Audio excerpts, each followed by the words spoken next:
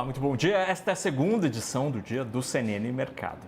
Véspera de feriado em marcha lenta nos negócios. Em dia de agenda cheia na economia, os investidores não parecem muito animados, emocionados com os indicadores conhecidos pela manhã. Nos negócios, o dólar opera praticamente estável neste momento, após ter atingido a máxima de R$ 5,01 pela manhã. Agora é negociada a R$ 4,98. Na Bolsa, o Ibovespa tem ligeira alta e voltou a operar na casa dos 128 mil pontos. Entre os destaques, Petrobras sobe perto de 1%, em linha com o petróleo, que avança mais de 1% no mercado internacional.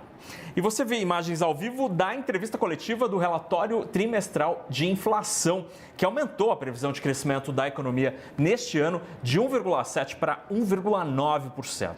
Sobre a inflação, o Banco Central reconheceu que o IPCA, a inflação oficial do Brasil, surpreendeu para cima no trimestre encerrado em fevereiro. Essa foi a primeira surpresa para cima após 4 trimestres com a inflação abaixo do esperado. Serviços e alimentos causaram essa alta dos preços. Apesar dessa má notícia, o Banco Central manteve a previsão de que o IPCA deve subir 3,5% neste ano. Neste momento, como você vê, Roberto Campos Neto concede a entrevista coletiva durante a apresentação do relatório de inflação, que desta vez acontece em São Paulo e não em Brasília, como normalmente acontece.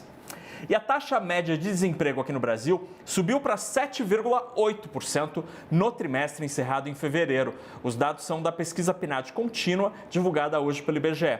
O número de pessoas que estão em busca de um trabalho chegou a 8,5 milhões, um crescimento de 4,1%. Mesmo assim, a quantidade de desocupados, ou seja, pessoas que não têm trabalho, ficou abaixo do registrado no mesmo período do ano passado. Entre os grupos da economia, o setor agropecuário foi o que mais registrou queda de 5,6% no número de ocupados. Por outro lado, o setor industrial teve um aumento de mais de 3% nas vagas. A pesquisa também mostrou que o salário médio subiu para R$ 3.110 no período. Essa cifra indica um aumento de 1,1% na comparação trimestral e uma alta de 4,3% com um ano antes.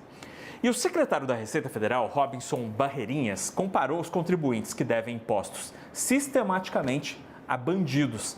A declaração foi feita ontem em uma apresentação do Programa de Transição Tributária da Receita.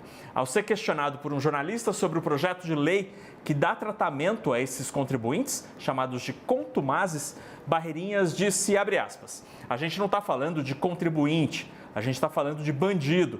É gente que abre empresa para simplesmente ter débito e prejudicar a concorrência, fecha aspas. Segundo o secretário da Receita, há um grupo de cerca de 1.100 empresas que estariam nessa situação e que juntas essas empresas já devem 240 bilhões de reais em impostos. Eu volto às 1:55 da tarde com mais atualizações do mercado financeiro. Fique agora com o Brasil Meio-Dia e o quase francês Yuri Pita. Boa tarde.